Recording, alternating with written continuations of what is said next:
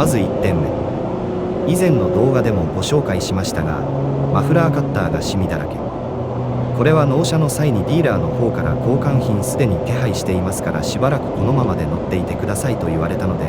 特段気にしていませんが、そもそもなんでこんな変色するような素材、フィニッシュになっているのかが謎ですね。耐久試験とかしてないのかな。アッパーブラックパックの方はマフラーカッター黒になっているので、このポイントは気にしなくていいと思います。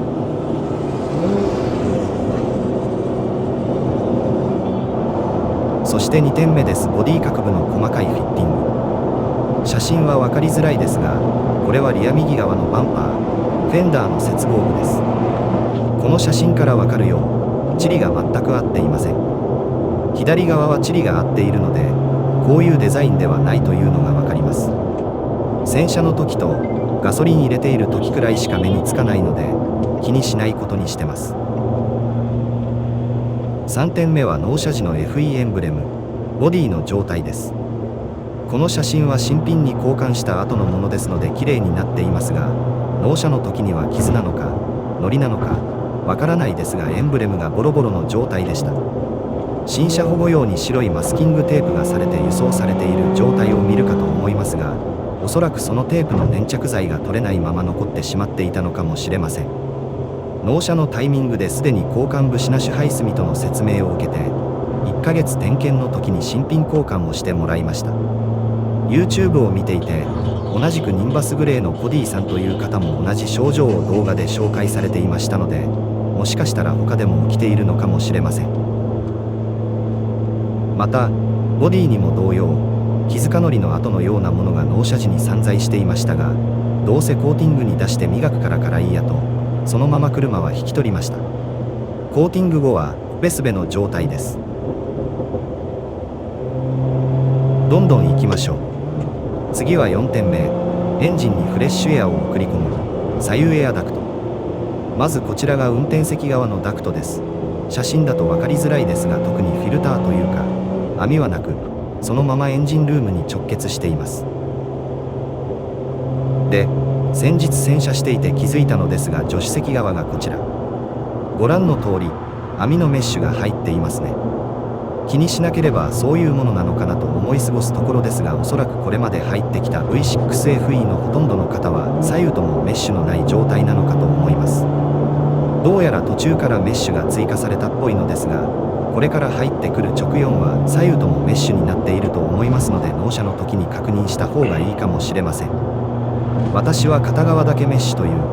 ある意味プレミアムな個体なのかもしれませんし、機能上特段問題はないので気にはしていませんが。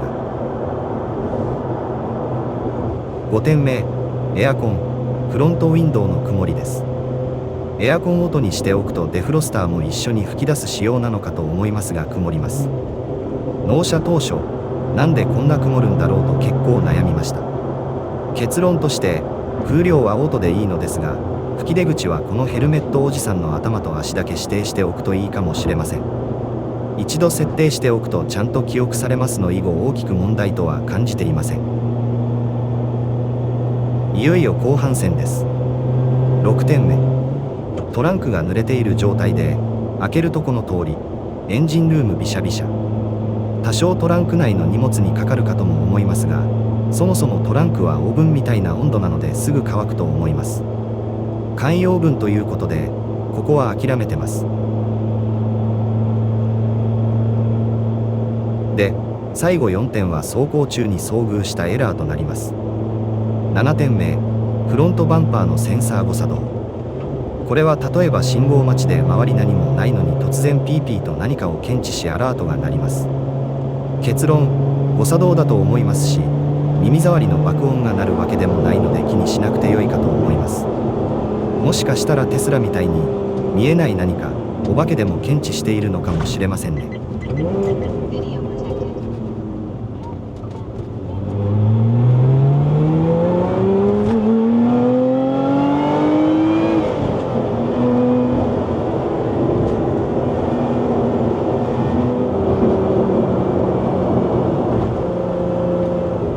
8点目、エンジン加速低下のエラー。これは英語表示のエラーとなりますが、日本語だとエンジン加速低下というエラーメッセージだったかと思います。私の場合、過去2回発生しました。両方とも40度以上の酷暑の時、かつものすごくトロトロと進む渋滞に巻き込まれている時に発生しました。この状態ですとエンジン回転が4000回転に制限されますが、特段走行には影響はなかったです。いずれの場合においても信号待ちでエンジンを切って再始動したらエラーは消え、通常通りに戻りましたので大きな問題とはならなかったですが、海外の事例見ていると発生の条件や復帰も即できない場合など症状は様々のようですので、あまりにも頻発するようであれば点検に出してみたいと思います。さていよいよオーラスの9点目と10点目ですが、これはタイヤ空気圧センサー関連です。9点目は本モデルでは空気圧が表示されない問題。これは電波法上の規制により致し方ないところですが、ほとんどの海外市場では各タイヤの空気圧がそれぞれバール表示されています。一方の日本モデルでは一応圧は計測していますけど、異常ありなしでしか表示がされません。で、それは良しとして10点目。これまで高速走行中に2回の空気圧不足のエラー発生しました。その後安全なところに停止、目視で状態確認の上、圧センサーのキャリブレーションを行ったところエラーは消えましたが、高速走行中に空気圧不足のエラーが出るのは心臓に良くないです。いずれの場合も誤報で終わりましたけど、あまりにも頻発するようであれば一度点検しようと思います。皆様いかがでしたでしょうか。今回の動画は決してネガティブな内容をお伝えしようとしたのではありません。いろいろと細かいところはありますが、私自身そこまでクリティカルな問題と感じているところは今のところありません。何よりエミーラの美しいエクステリアデザイン、ベビースーパーカールックス、そしてドライビングフィーリングの楽しさが全ての不満点を消し去ってくれるので、総合的には大満足です。